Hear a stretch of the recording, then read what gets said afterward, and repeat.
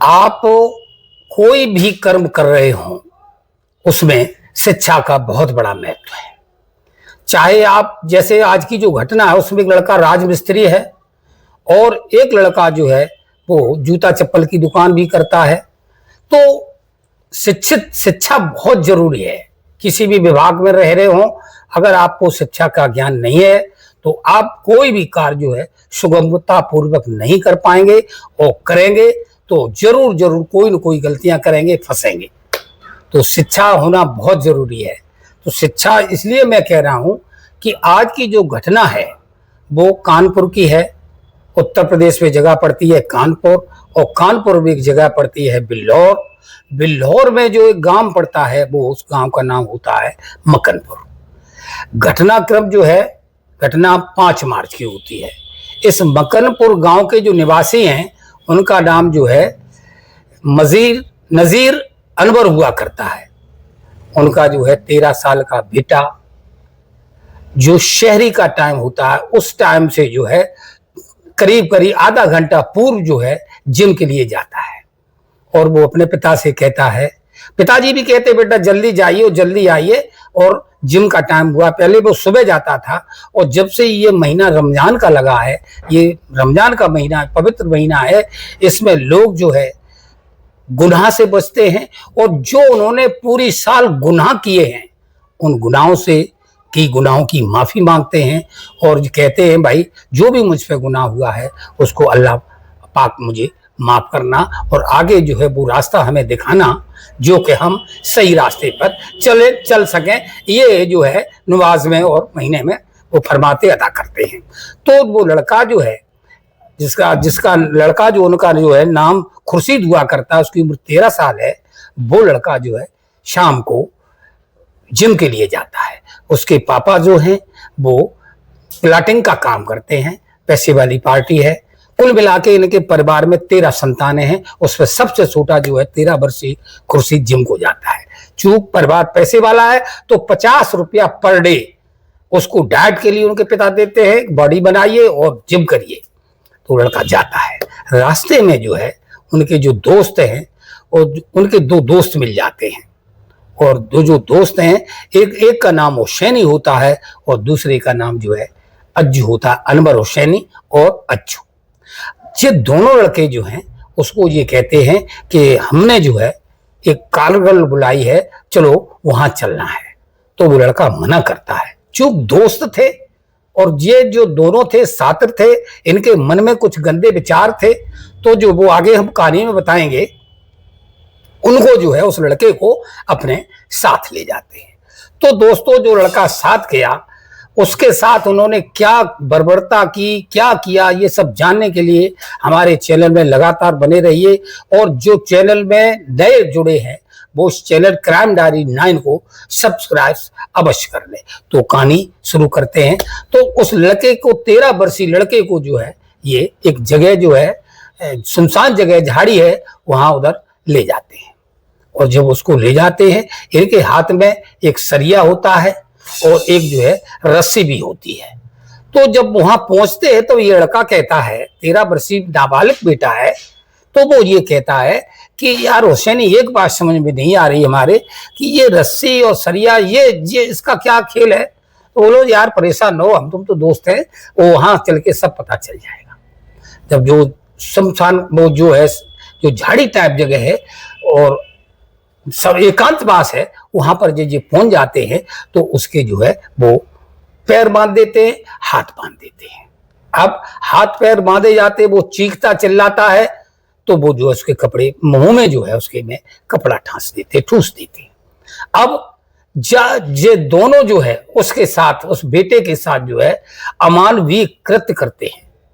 रमजान के महीने में जहां गुनाहों की माफी मांगी जाती है, और एक पाक महीना है, जो लड़का जो है वो जो है खुर्शीद भी अपना रोजा रख रहा है और रोजे ये भी रख रहे हैं, मगर इन्होंने उसकी कोई परवाह नहीं की, अपनी मौत की परवाह नहीं की, महीने की परवाह नहीं की, और उस बच्चे के साथ जो है वो तब तक बलात्कार करते, रेप करते उस लड़की का, जब तक कि वो बेहोश नहीं हो जाता है। अब लड़का बेहोश हो जाता है। कुछ देर बाद जब इन्हें होश आता है, और जब इनका जो है ये शांत होते, इस कर्म को कर्म करने के बाद जब जो शांत हो जाते हैं, तब इन्हें सारी चीज घटना याद आती है और वो ये भी याद करते हैं कि जो मैंने किया है वो गलत किया है, अब क्या होगा, अब क्या होगा। तो ये सोचते हैं। उसके पास, लड़के के पास जो खुर्शीद है, उसके पास एक मोबाइल हुआ करता है और वो मोबाइल जो है फिंगरप्रिंट वाला होता है। तो उस फिंगरप्रिंट से जो है वो उसका मोबाइल नंबर उसको जब होश आ जाता है तो खुलवा लेते हैं। और खुलवा लेने के बाद जो है वो उसी फोन से जो है उनके घर वालों को, यानी इसके भाई को फोन करते हैं और पापा को फोन करते हैं। और फोन क्या करते हैं, फोन ये करते हैं कि आपका बेटा हमारे कब्जे में है, अगर आप उस बेटे को सही सलामत चाहते हो तो जो है हमारे खाते में इतना रुपया डाल दीजिए, और अगर आपने ये रुपया हमारे खाते में नहीं डाला तो उस लड़के का जो हम बलात्कार करेंगे वो फोटो जो है आपको हम भेज देंगे, सोशल मीडिया में डाल देंगे। तो दोस्तों वो परिवार, अभी उसने जो है मोबाइल खोला नहीं है, क्योंकि उनके यहाँ ये मामला ही ऐसा है, तो वो डाल देते हैं उस पर। और जो है जब लड़का जो मोबाइल डालने के बाद जो है उस लड़के की जो है होश तो आई गया उन्हें कि अब ये मैंने कुकर्म किया, कर्म किया है, ये लड़का भी अपने घर बता देगा। तो ये उसकी जो है फिर वो निर्मम तरीके से हत्या करते हैं, उसका जो है वहां मार के और उसको पकड़ते हैं दोनों लोग। और आगरा लखनऊ आगरा जो है वे है कानपुर लखनऊ जो एक्सप्रेस है, उसमें एक जगह पड़ती है, एक सड़क के किनारे कुआं होता है झाड़ियों में, वो उसी में उस डेड बॉडी को डाल देते और घर चले आते हैं। जब ये लड़का अब घर नहीं पहुंचता है, जब घर नहीं पहुंचता है तो जो है उन्हें याद आती है कि अब मैंने जो इस बेटा को घर पर नहीं देख आया हुआ है तो अब क्या करें। तो काफी देर तक वो ढूंढते हैं और मकनपुर गांव में जो है पूछते भी हैं, मोहल्ले में कहीं आपने मेरा बेटा देखा, आपने मेरा बेटा देखा। तो अब शाम हो जाती, शाम के 8 बज जाते हैं। जब किसी तरह से कोई इसका पता नहीं लगता है तो जिद कहते हैं कि अब पुलिस में सूचना करनी चाहिए।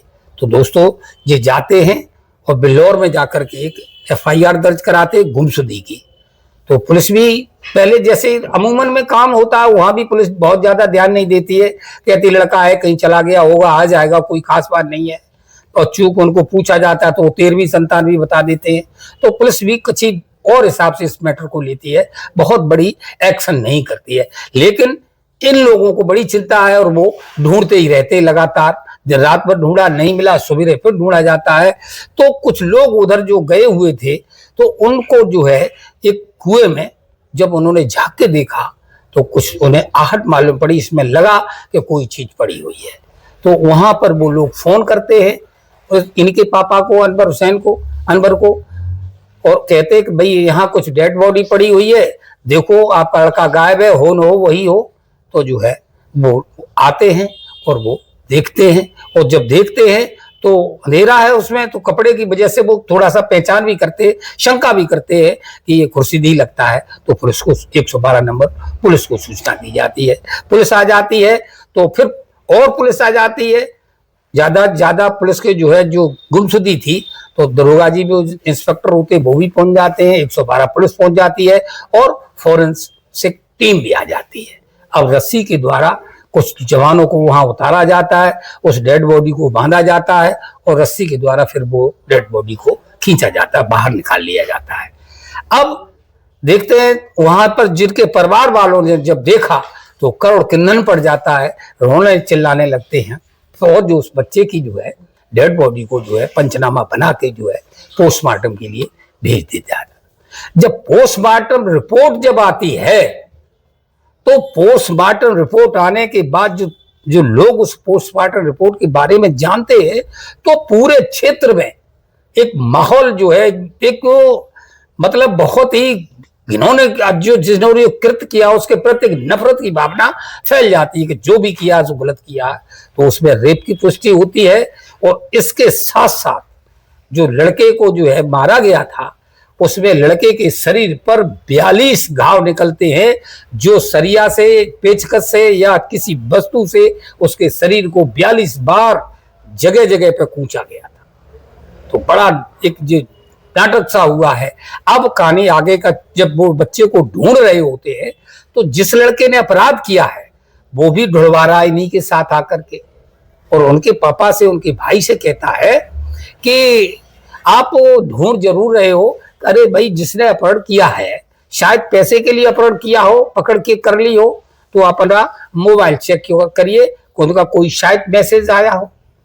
अब वो मैसेज देखते हैं, अभी तक उन्होंने अपना फोन नहीं खोला, ओपन नहीं किया था, क्योंकि उस घर में माहौल ही ऐसा था। तो जब वो मोबाइल के पन्ने पलटते हैं तो देखते हैं उसी खुर्शीद के मोबाइल से जो है एक मैसेज आता है कि आपका लड़का मेरे कब्जे में है और आप वो हमारे में जो है 10 लाख रुपया भेज दीजिए। तो उन्होंने, लड़कों ने सोचा कि यहाँ जो कुकर्मी हो गया और पैसे भी मिल जाएंगे। देखिए, मैंने ये शुरू नंबर पे बताया कि शिक्षा क्यों जरूरी है। तो उसका मोबाइल जो है अपनी जेब में ही जो ढूंढवा भी रहा और उसका मोबाइल अपनी जेब में भी डाले हुए है। अब जब ये चीज पुलिस को पता चलती है कि उसी के मोबाइल से जो है नंबर आया था जिसपे अपहरण की पैसे की डिमांड की गई थी, तो वो नंबर पुलिस वाले ट्रेस पे लगाते हैं और लोकेशन उसकी देखी जाती है, तो लोकेशन उसी स्पॉट पे निकलती है। तो लड़का जो है, उनको पूछा जाता है कि घर वालों को तुम्हें किसी पर शंका है या कुछ ऐसा बताइए। तो वो उसके पिताजी और उसका भाई ये कहता है कि वैसे मुझ पर किसी पे शंका नहीं है, लेकिन कुछ ऐसा इन लड़कों ने, जो 2 लड़के हैं, उनने, एक लड़के ने मुझसे ये कहा था कि आपने मोबाइल क्यों नहीं खोला है, मोबाइल खोलिए, शायद पैसे, उनसे जो है पैसे की मांग आई हो।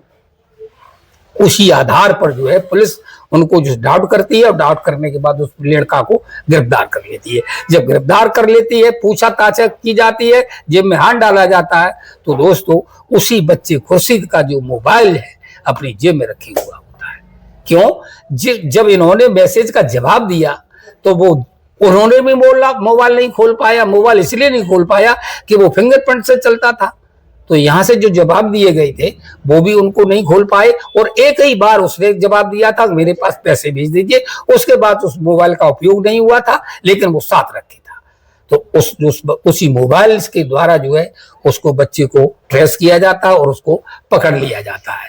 और जब उसको पकड़ लिया जाता है, उसको थाने ले जाया जाता है, उसको पूछा जाता है, और जब पूछा जाता है तो वो पूरी कहानी बयां कर देता है और बताता है कि हमारी शादी नई नई हुई थी, हमने जो है इस रमजान के महीना में अपनी पत्नी से सेक्स की डिमांड रखी, तो वो पत्नी जो है हमारी मना कर देती है और कहती है रमजान का है, पाक महीना है, तुमको थोड़ी सी शर्म आनी चाहिए और ये आप वाहियात की बात करते हो। तो उस लड़की ने, उसकी पत्नी ने मना कर दिया था। और उसकी दूसरे की जो है एक दोस्त हुआ करती है, फ्रेंड, बॉयफ्रेंड, गर्लफ्रेंड हुआ करती है, उसने वहां मांग रखी थी, दोनों मना कर देते हैं। जब दोनों मना कर देते और इन्हें इश्क का जो है भूत चढ़ा हुआ होता है, तो वो जो है ये गलत रास्ते पे उतरते हैं और सोचते हैं कि चलो अगर पत्नियां मना करती हैं तो मुझे तो अपना कर्म करना है, कुकर्म करना है। इस लड़के को 13 वर्षीय को जो है, कुर्सी जो देखने में खूबसूरत था, और उसको अपहरण करके उसके साथ कुकर्म करते हैं। तो रमजान के महीने में इन्होंने जो गलत सोचा, जो सोचा वो क्या सही सोचा अथवा गलत सोचा। अब हमने जो है इस वस्तु पर तफ्तीश की, क्या जो उनकी पत्नियों ने ये कहा कि रमजान के पाक महीने में सेक्स वर्जित है, तो मेरे अपने मुसलमान कई दोस्त हैं, उसमें आज एक नाम लेंगे, हाजी एहसान मियाँ हाजी जी मुसलमान भी, और उनको मैंने पूछा क्या रमजान के महीने में जो उस महिला ने कहा वो सही कहा अथवा गलत कहा। तो एहसान जो है कुछ कुरान के भी जानकार हैं और अपने धर्म के भी विशेषज्ञ हैं, मर्मज्ञ हैं, विशेषज्ञ भी हैं। तो उन्होंने बताया कि कोई चीज वर्जित नहीं है, जब तक आप रोजा हैं तब सब चीज वर्जित है, लेकिन रोजा करने के बाद पूरी रात जो है आपकी अपनी है, वहां आप जो भी है अपना परिवार के धर्म निभा सकते हैं। तो दोस्तों उस लड़के ने जो रमजान के महीने में किया, गलत किया, सही किया, करना चाहिए ऐसा नहीं करना चाहिए, हमें कमेंट करके जरूर बताइएगा। आज की कहानी सुनाने का मतलब किसी की भावना को ठेस पहुंचाना नहीं है, किसी को बदनाम करना नहीं है, और हमारी कहानी जो मैं सुना रहा हूं किसी धर्म, जाति, वर्ग विशेष से अनुरोध है कि उसको उससे न जोड़ा जाए। सिर्फ और अपराधी की दृष्टि से आज कहानी मैंने सुनाई है। आज कमेंट करके जरूर बताइएगा ये कहानी कैसी लगी। नमस्ते, धन्यवाद।